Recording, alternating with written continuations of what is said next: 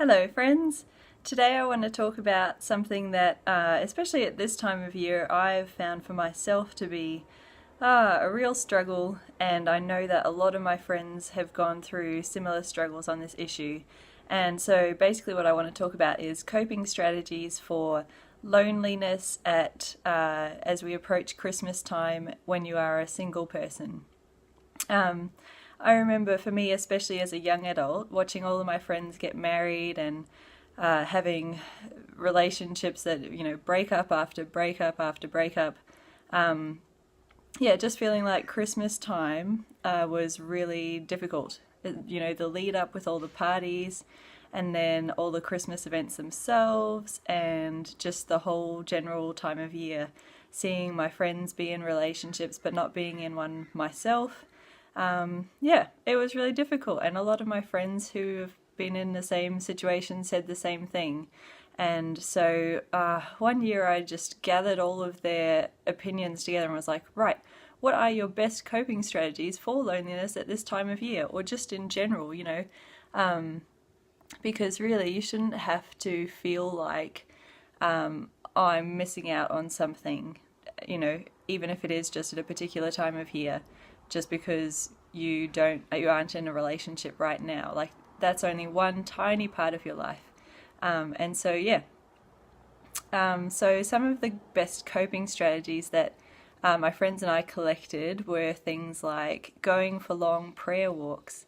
One of my friends has a dog, and she would go and walk her dog for like an hour at a time along the lake and just pray to God and pray for her future husband, to bless him and to grow him into the man he needs to be, and pray about what her life would be like if she remained single and God didn't provide a husband. And yeah, really just praying for inspiration and wisdom from God on that.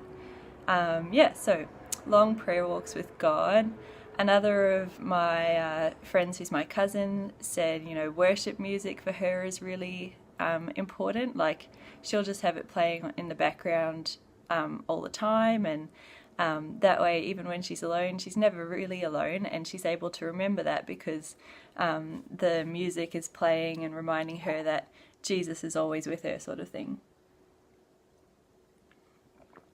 Some other ones, friends recommended going for drives. If you like driving, just getting in the car and taking yourself on a road trip adventure sort of thing. This is often a time of year when if you were in a relationship and then broke up, and then you had these events planned, then you had little blocks of your calendar like blocked out, like, oh, I was going to be here on this date. And it's really important to, if you have just had a breakup, to fill those gaps with something else, and something that's a meaningful adventure for you. Because it's all about recognizing that you are a whole person on your own. You don't need anybody else to complete you. So those are 3 ones. My 2 top tips would be, first of all, to surround yourself with friends and family, to replace time that you would have spent with another person to spending it with other people. Like, your friends and family are so important, and their support is really vital. But regardless of whether you're in a relationship or not, the support of friends and family and making time for them, especially during busy times of year like this, it can be a really special time, having catch-ups and parties and things. So, and it's hard to feel lonely when you're hanging out with people that you know love and care for you. And the other one that I would suggest is reading some good books on the topic of what God thinks of singledom, what He has designed for singledom. Like, 2 that I can think of off the top of my head are The Single Issue by Al Su. I'll link these in the description box down below. They're both available from Kurong. And the other one is called, I'm struggling to remember the name, but I think it's Singledom, The Single Girl's Guide to Being Set Apart for God. I'll check the exact wording, but again, I'll link it down below so you can find it. And that is, I think, by Leslie somebody. I'll check. But yeah, those two books were really good for me when I was a young adult in terms of, or a younger adult, I should say, in terms of the theology of what God really thinks about singledom. I mean, Paul, in his letters to the early churches, says, life is difficult enough as it is. You should stay single so that you can serve God without being distracted. And Jesus was single his entire ministry, and there are single women in Acts who were very vital to the early church's ministry, and so there are some great examples, not just in the Bible, but all throughout church history, and even now, modern churches and missionaries and things like that. There are great examples of people who are fully devoted to God and are not in a relationship because they don't need to be in a relationship to serve God fully. So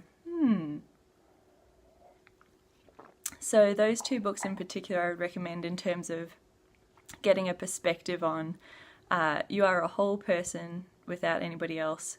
As long as you're devoted to God, then that is the main thing in life. That is the main call he asks us. He doesn't say you need to find a husband to be complete. That is something that the Western world and different cultures have taught us over the years. So we can let that go.